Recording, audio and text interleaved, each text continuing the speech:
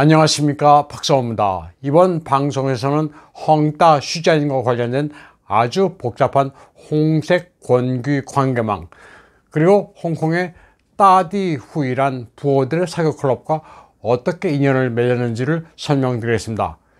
중화권의 관시라는 것은 우리의 상상을 초월합니다. 중공의 권력층을 뒷배로 둬야 하고 홍콩 재계의 따가와도 관계를 타야 사업을 할 수 있습니다. 헝따는 과거 10년 동안 매년 이익을 50% 이상을 유지해왔다고 하는데 그 막대한 돈이 어디로 가는지 의문입니다. 헝따가 2009년 상장된 이래 700억 유엔의 이익 총액 가운데 530억 유엔은 슈자인 부부와 그들 배우 홍색 가족들의 주머니로 들어갔습니다. 슈자인의 뒷배라고 하면 정청훈과 그의 아들 정웨이를 떠올리지만 이게 단순하지 않습니다. 슈자인이 여러 해 동안 쌓은 홍색 관계망은 아주 깊고 넓습니다. 그들 배우의 홍색 가족과 중공은행 간의 결탁을 보면 아주 심오합니다. 물론 일반에 잘 알려져 있지 않은 내용들도 많습니다. 2009년 11월 5일 헝따 띠찬 집단은 홍콩 증권거래소에 성공적으로 상장됐습니다. 이때 홍콩의 오래된 부호클럽 따디 후이가 수면에 떠올랐습니다. 상장 당일 신세계 회장 정휘통, 화렌쯔의 류란숑, 싱다오 지휘탄의 허구어쭈, 그리고 잉황 회장 양소청 등이 모두 모습을 나타내 성황을 이뤘습니다. 2008년 슈자인이 홍콩에 달려가 상장을 준비할 때 한꺼번에 30여 개의 프로젝트를 따내고 토지를 매입했습니다. 이를 벌리긴 했는데 헝따는 120억 유엔이 부족했습니다. 게다가 글로벌 금융위기까지 닥쳤습니다. 슈자인은 어쩔 줄 몰랐습니다. 할 수 없이 부탁되고 용감하게 홍콩으로 달려갔습니다. 당시 그를 맞아준 이는 잉황의 양소청이었습니다. 직전에 헝따가 부동산 사업 개업식을 거행할 때 홍콩의 유명 연예인들을 동원해 분위기를 띄워준 게 양소청이었습니다. 그 인연으로 두 사람은 매우 친밀했습니다. 둘은 좋은 친구였습니다. 어려울 때 양소청은 큰 도움이 됐습니다. 양소청은 슈자인에게 홍콩의 슈퍼리치 가운데 한 명인 정휘통을 소개해 줬습니다. 슈자인은 양소청에게 어떻게 하면 홍콩의 부호들과 관계를 맺을 수 있느냐고 물었습니다. 그러자 양소청은 추따디, 빅2를 알아야 한다고 귀뜸해 줬습니다. 추따디는 게임에서 규정한 가장 큰 숫자가 2라고 해서 달러얼, 영어로 빅2라 불리는 홍콩, 광동의 포커 게임입니다. 추따디는 합작과 밀접한 판단력을 요합니다. 언제 양보하고 언제 기를 쓰고 차지해야 하는지가 관건입니다. 양소청의 소개로 슈자인은 정휘통의 포커 카드 게임 테이블에 앉게 됐습니다. 슈자인은 정휘통과 무려 3개월 동안 추따디 게임을 했습니다. 비가 오나 바람이 부나 그의 집에 가서 추따디 게임을 했습니다. 사업 얘기는 일절 꺼내지 않고 게임에만 전념했습니다. 결국 그 정성은 따디 후의 총타주 정휘통의 마음을 움직였습니다. 결정적으로 슈자인에게 인생의 전환점이 됐습니다. 그는 자기 처갓집 기업인 쪼따후를 통해 1억 5천만 달러어치의 헝따 지분을 매입했습니다. 또 8억 유엔을 투자해 헝따의 재정 위기를 해결해 줬습니다. 그 덕분에 이듬해인 2009년에 성공적으로 상장했습니다. 자금 위기로 인한 2008년 홍콩 주식시장 상장 실패를 딛고 일어섰습니다. 슈자인은 바로 이 따디 후이를 통해 홍콩의 부호 인맥을 확대 심화했습니다. 따디 후이는 중화권 슈퍼리치들의 사교 클럽입니다. 신세계 설립자 정휘통이 추따디 게임을 매개로 멤버들을 불러 모았다고 해서 붙은 이름입니다. 쉽게 말해 부호들의 포커 모임입니다.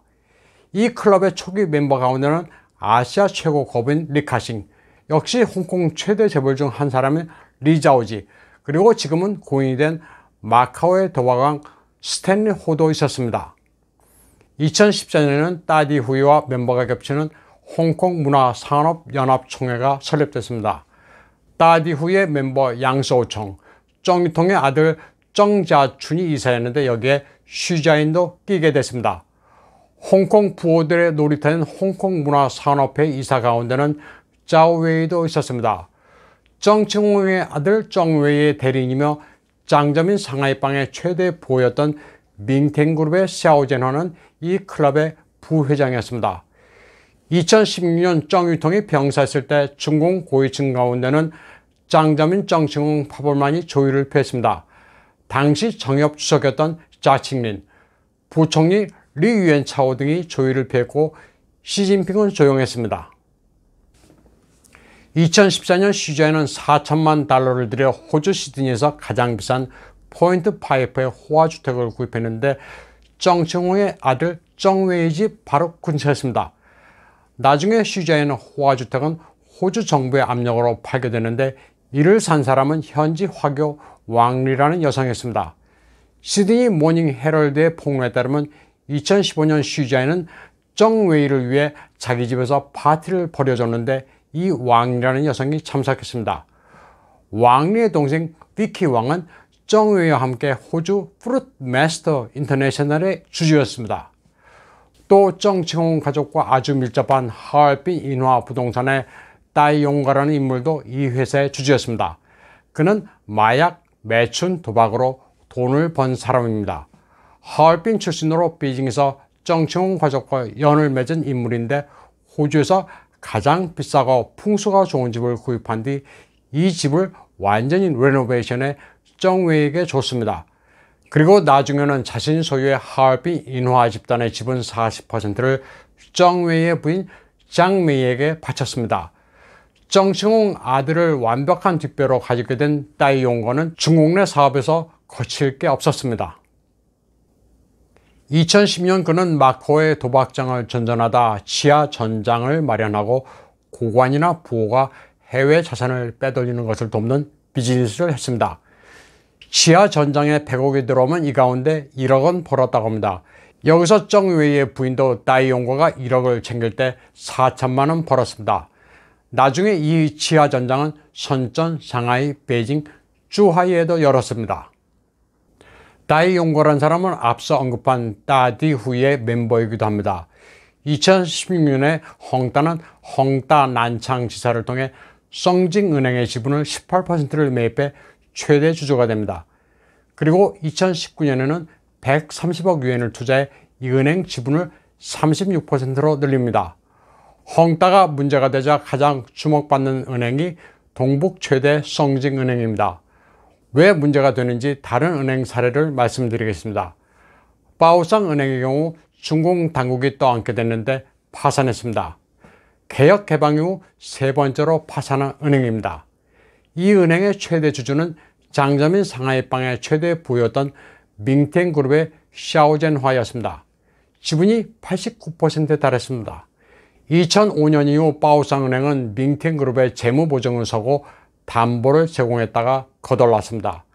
거의 15년 동안 밍텐그룹은 200개의 유령회사를 만들어 바오상은행의 신용대출 1,500억 유엔을 독차지했습니다. 바오상은행은 상하이빵의 대리인 샤오젠화의 현금 인출기 노릇을 하다 파산했습니다. 안빵그룹도 청두 농상은행의 지분 55%를 가지고 있었는데 밍텐그룹처럼 사유하는 바람에 부실화됐습니다. 당국이 안빵을 접수하고 나서야 은행은 안정화됐습니다. 헝따와 밀접한 성징은행도 비슷한 운명을 맞게 될 가능성이 있습니다. 성징은행의 본부는 랴오닝성 선양에 있습니다. 이 은행은 2020년 자산 규모가 1조 유엔대로 그 규모가 바오상은행, 청두 농상은행보다 훨씬 컸습니다. 2009년부터 상장을 추진하다 2014년에야 겨우 성공합니다. 2015년 재무보고서에 따르면 이 은행의 주요 주주 가운데는 홍콩 따디후의 총타주 정유통과 역시 같은 모임 멤버인 짱송차오, 따이용거의 처가 망라됐습니다. 성징은행의 행장은 1999년부터 오랫동안 짱위쿤이란 여성이 맡았습니다. 그녀는 중공주택건설부 부장이며 보실라의 신복이었던 천정가오의 정부입니다. 바로 상하이빵의 반개인 랴오닝빵의 대장입니다. 전 정가오는 2017년 낙마했는데 당시 그의 정부였던 짱유쿤은 성징은행의 자산을 이용했습니다. 따라서 상장은 했지만 불량 자산이라는 우려가 존재했습니다. 장 위쿤도 낙마했는데 그 이후 성징은행에 헝따가 진입했습니다. 앞서 말씀드린 것처럼 2019년에 헝따가 성징은행의 지분 36%를 보유해 최대 주주가 됐는데 그 이유가 아리송합니다. 헝따 관련 내용은 알고 보면 아주 방대합니다. 중공 본토뿐만 아니라 홍콩의 여러 인물들이 복잡하게 연결되어 있습니다. 홍콩의 부동산 재벌들이 가진 것을 내놓으라는 압박을 받는 것도 앞서 말씀드린 따디후이와 헝따 커넥션과 무관치 않습니다. 가장 최근 뉴스로는 하이난 항공의 CEO 천펑이 체포됐다고 합니다. 하이난 항공은 4조각으로 분해되는 것으로 중화권에서는 보도되고 있는데 주목을 끄는 이유는 헝따의 처리 모델로 비춰지고 있기 때문입니다. 오늘 방송은 여기까지 하겠습니다. 시청해주신 여러분 감사합니다.